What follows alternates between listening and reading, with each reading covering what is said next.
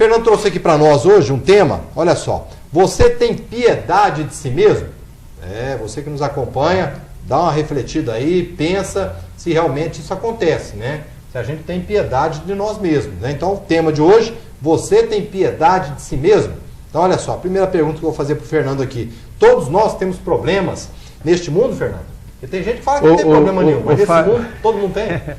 Faria, todo ser humano tem problema, tá? Agora, é diferente o ser humano que entra na autopiedade. É aquele que faz da piedade um modo de vida, tá?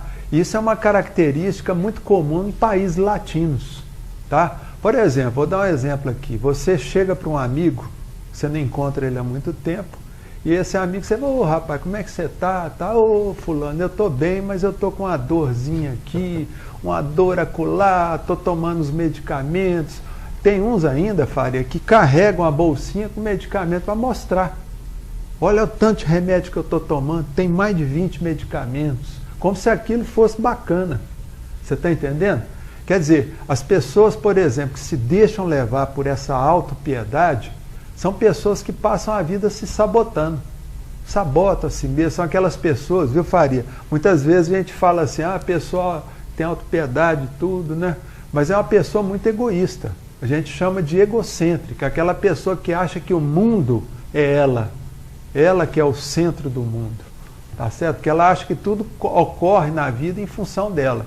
Então o governo fala lá, solta uma medida, tá certo? A pessoa fala, nossa, aí tá vendo? Esse governo não gosta de mim. Como se o governo tivesse muito preocupado com ele, você tá entendendo? Então a pessoa vive reclamando de tudo, são pessoas enguiçadas, tá? A pessoa, então... Fernando, inclusive nesse texto que você mandou para mim, eu estava lendo atentamente, passando aqui para o nosso telespectador internauta, cita o seguinte, ser positivo é mais fácil nas horas difíceis. Você usa aquilo como exemplo e fala, não, isso aqui eu vou usar de uma forma para me encarar de frente. Ô Faria, quando você age de forma positiva frente a qualquer problema, quer dizer, você tem uma chance de sair desse problema muito mais rápido. Tá? Porque quando você vê o problema de forma positiva, tá? Sem ficar achando que o problema foi feito para você, que é a pessoa que tem autopiedade, é assim. Ela acha que tudo que acontece no mundo é para, vamos dizer assim, é para afetar ela. Tá? Então, quando você age de forma positiva, você consegue entender o problema. Entendendo o problema, você já tem mais de 50% da solução desse problema. Você está entendendo? Então, tudo que você encara de forma positiva, você tem uma chance de resolver muito mais rápido. Tá? Então tem um exemplo, por exemplo, de um copo meio cheio d'água. Olha bem, um copo está pela metade. A pessoa que é negativa, ela fala assim, nossa, esse copo está cheio, está vazio. Nossa, agora vou ter que encher até o final. A pessoa que é positiva, ela já vê o copo pela metade e fala, puxa, esse copo está quase cheio. Tá? Olha bem que ela mudou. Então, quer dizer, a pessoa agir de forma positiva frente aos problemas da vida é um sinal de inteligência. Com certeza. As pessoas pessimistas, elas passam uma ideia, uma imagem de serem vítimas de tudo? Claro, a pessoa que acha que é vítima, que tem piedade de si mesma, autopiedade, ela é uma pessoa pessimista. Ela é vítima sempre. É vítima sempre, você está entendendo? O marido olha para um lado, no caso de uma mulher assim meio ciumenta, ela já acha que é por causa dela, ela está feia porque tem algum problema, tá certo? Acontece alguma coisa na rua, ela já fala, puxa vida, eu sabia que ia acontecer isso. Entendeu como é que é? Então, quer dizer, a pessoa pessimista é uma pessoa que caminha para a autopiedade. E essa aí eu vou falar uma coisa, né, Fernando? É o tipo de pessoa que não pode ver nenhum noticiário, né? Porque para ela tudo tá ruim, né? Tudo, né? E ela vê lá, fulano teve um assalto lá, nossa senhora, que coisa, né, senhor? Tá vendo? O mundo tá cheio de assaltante, olha só, cheio de assaltante. Quer dizer, como se isso fosse a regra. Né? E a gente sabe que a regra é que as pessoas, de forma geral, são pessoas honestas. Não é fácil não, viu? Então, nós vamos continuar debatendo esse assunto. O Fernando trouxe para nós o tema, hoje você tem piedade de si mesmo? Fernando, você falou uma situação interessante aqui, que geralmente essas pessoas se preocupam com si mesmas, elas são totalmente egocêntricas mesmo. São, porque elas acham que tudo gira em torno delas, tá certo? Elas não conseguem ver elas conseguem ver que o mundo está ali, ó. Elas são o centro do mundo. Acha que só elas têm. Então, quer dizer, essas pessoas, o que falta a elas é o quê? É lembrar o quê? Vamos dizer assim, de se preocupar com as outras pessoas. Que existem outras pessoas em situação difícil. Geralmente usam muito chantagens emocionais?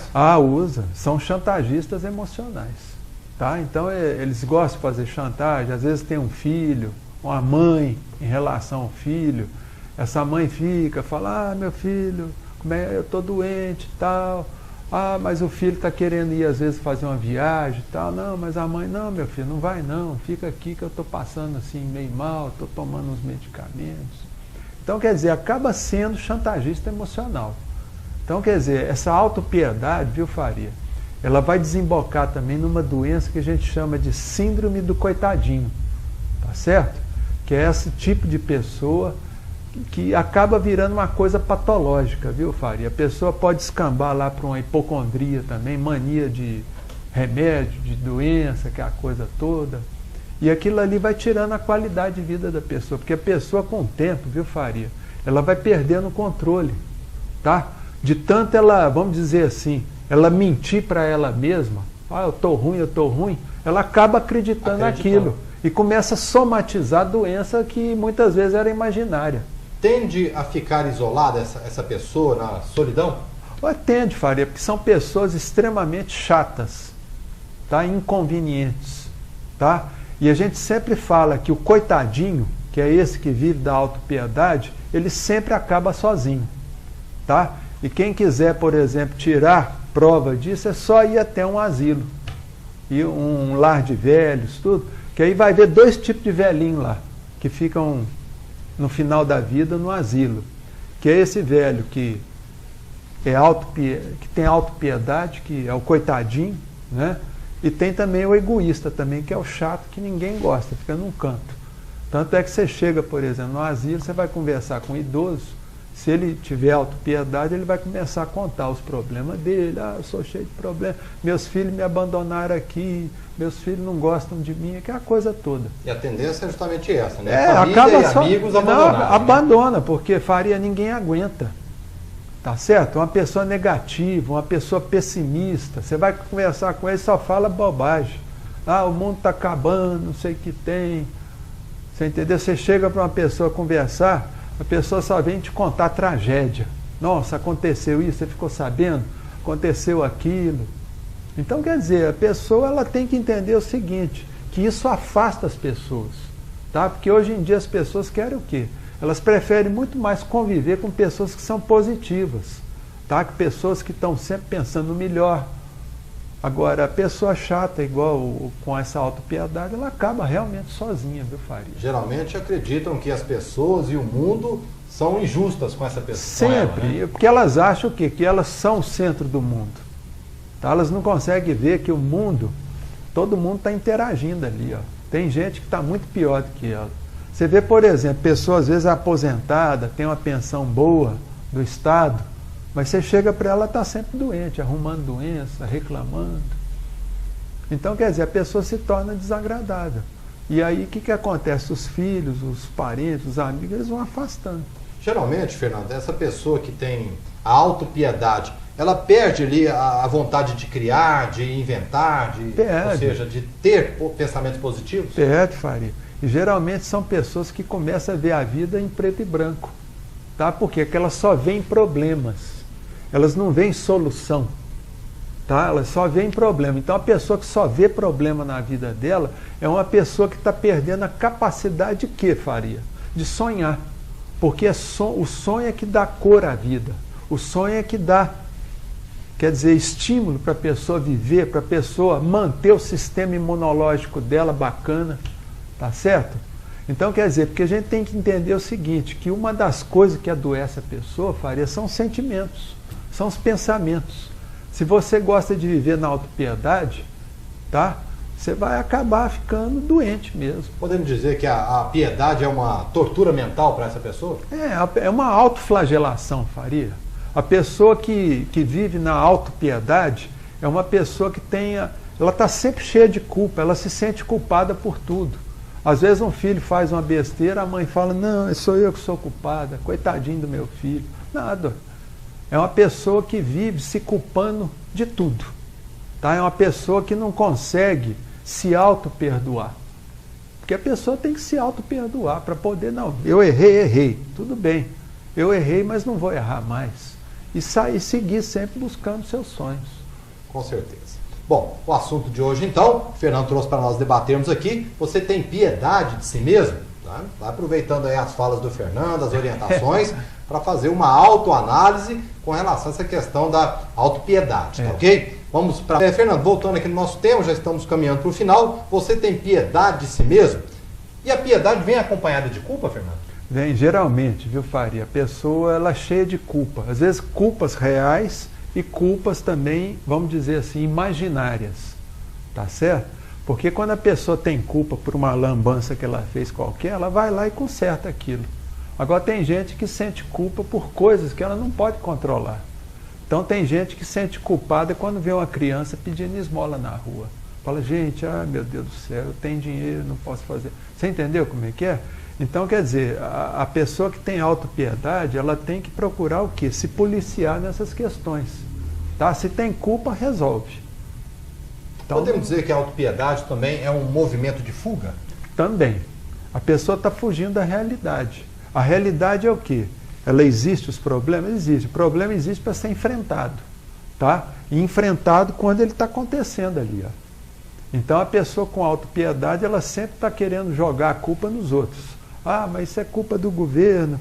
Ah, isso é culpa do meu vizinho lá. Eu estou com a dengue aqui, não sei o que tem, porque o vizinho lá deixou água dentro de um... Você entendeu? Então, quer dizer, a pessoa tem que buscar soluções. E está sempre pensando o quê? No melhor. Bom, melhor pode acontecer? Pode. Depende de mim? Depende. Alguma coisa, sim. E eu posso fazer alguma coisa? Posso. É aquela questão, né, Fernando? A vida acaba sendo uma troca, né? Exato. Depende do que você oferece, você vai receber. Exato. É igual nós estamos comentando, às vezes a pessoa ela tem uma posição de destaque quando está nativa. Vamos supor aí um juiz de direito.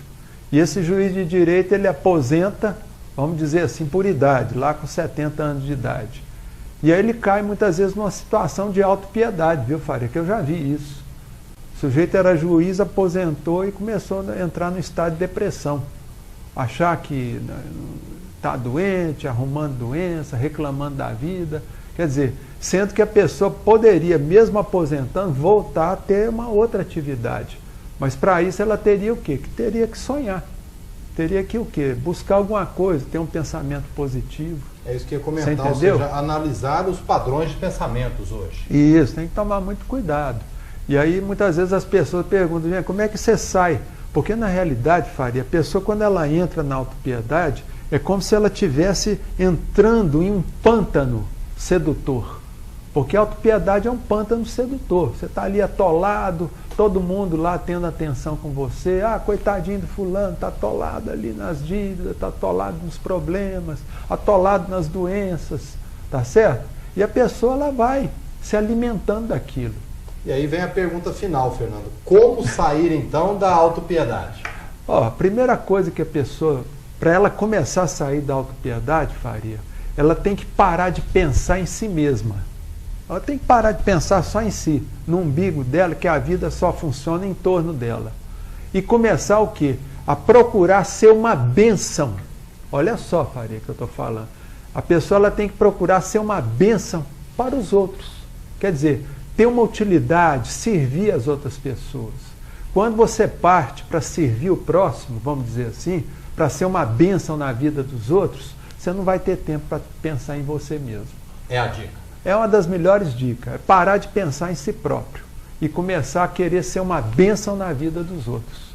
É importante, né? Então comece você agora, de alguma forma, então, a ser essa bênção na vida de alguém, né? De alguém. Tendo servir, alguém ali já servir. Se a pessoa, família, amigos, exato, se a pessoa, por exemplo, ela já é aposentada, tem uma aposentadoria boa, vai fazer um serviço voluntário em algum trabalho social na comunidade, tudo. Quer dizer, você vai se tornar uma bênção para os outros. Aí todo mundo que lembrar de você fala, poxa, aquele cara é bom demais, me ajudou nisso, aquilo. Você entendeu? Então isso é possível, gente. Isso está nas nossas mãos. Não precisa ter muito dinheiro, é só ter vontade e um pouquinho de sonho. Com certeza. Fernando?